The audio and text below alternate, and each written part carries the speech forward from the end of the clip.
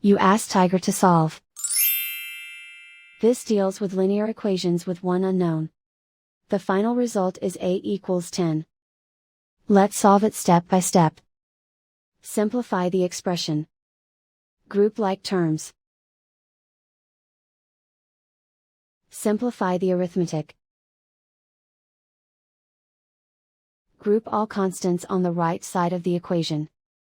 Add 11 to both sides. Simplify the arithmetic.